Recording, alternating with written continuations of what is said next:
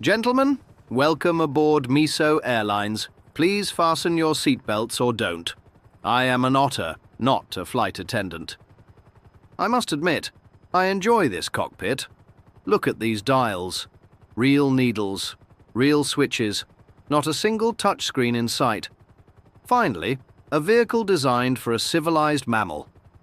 Today, we are inspecting the simulation known as San Andreas. Grand Theft Auto 5, the best-selling entertainment product in history, which frankly explains a lot about the decline of your species.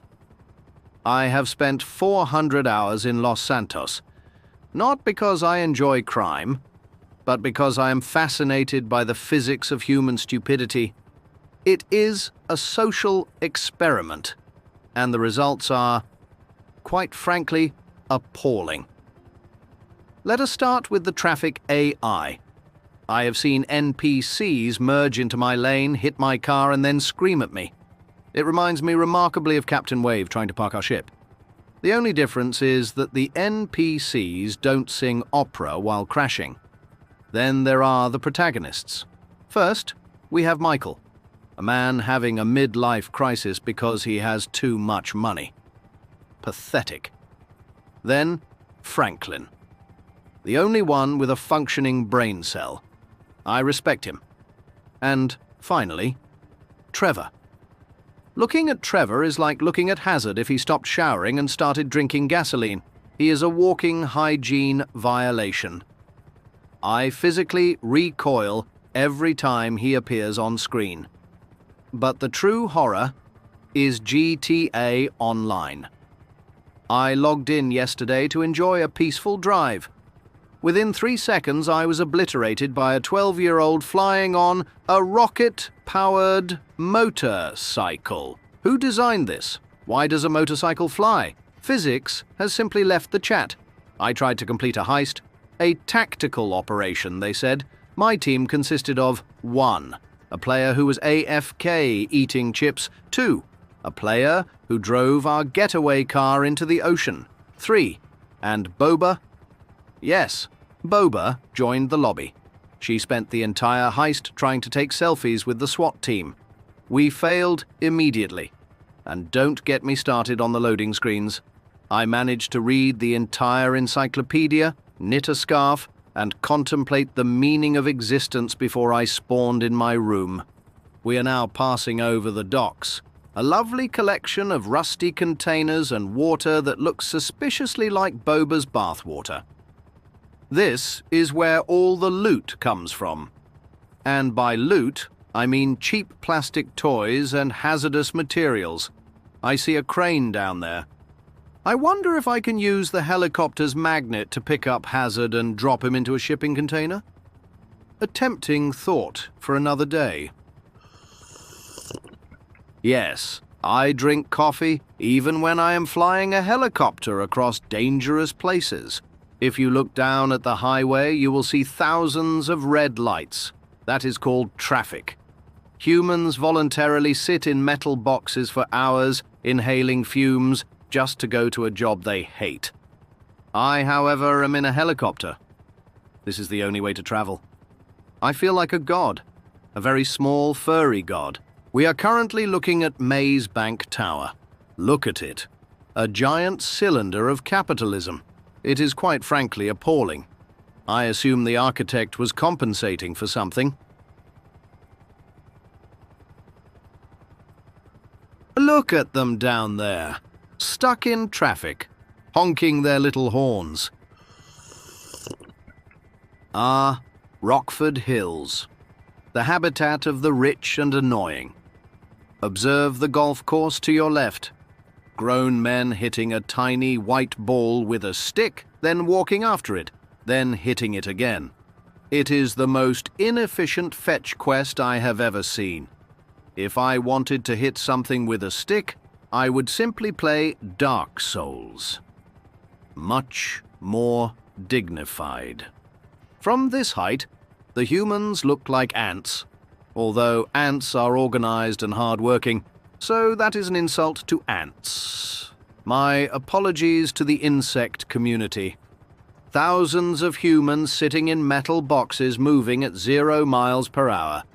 It is quite frankly appalling. I bet Captain Wave drives like that. Confused, slow, and probably singing to the steering wheel. We are now passing the famous Vinewood sign. It is just white letters on a hill. Why is this famous? It is literally a font. Humans are easily impressed. Leaving the city behind. Finally, some texture rendering that doesn't offend my eyes. We are now entering the wind farm. Look at these giant metal fans. Humans built them to cool down the planet after they ruined it. Adorable effort. And there is the Bolingbroke Penitentiary, or as gamers call it, the Bad Sport Lobby. That is where they keep the griefers. I should probably reserve a cell there for Boba. We are entering Sandy Shores, or as I call it, the litter box. The texture quality down there is questionable. It is just brown dust and trailers. I believe this is where the character Trevor lives, a fascinating specimen of human failure. If I see him, I might drop a grenade. Just for scientific purposes. Flying over the Alamo Sea now, it smells like dead fish and bad decisions. Even from this altitude I can sense the toxicity. Captain Wave would probably try to drink it. We are approaching Mount Chiliad. The game wants me to be impressed by the mountain. It is just a large rock, really. I have climbed higher mountains in my sleep. We are heading north towards Palito Bay. Nature, quiet, no billboards, no Boba asking for snacks. Just the sound of a stolen military engine purring like a kitten. I could get used to this, if the seat wasn't so terribly uncomfortable. Did you know in the prologue, North Yankton? If you ignore the police shooting at you, which is rude, by the way, and drive under the bridge, you will see an alien frozen in the ice. He is not dead. He is hiding. He saw the traffic in Los Santos and decided, no, thank you. I prefer hypothermia. I relate to this alien on a spiritual level. He is my spirit anima. And there it is, Palito Bay, a tiny town in the middle of nowhere. It looks peaceful, boring, but peaceful. I suppose if you enjoy watching paint dry, this is a paradise. But looking at trees is dull. I crave infrastructure. I crave danger. If you try to escape the map by boat or plane, the engine dies, and then a shark appears to eat you. This is the developer's way of saying, you cannot leave. You are trapped here forever with these idiots. It is not a game mechanic. It is a prison sentence. And now, for a little detour. The GPS says Fort Zancudo, restricted area. But as a British otter, I do not recognize their authority. I am simply conducting a quality control inspection.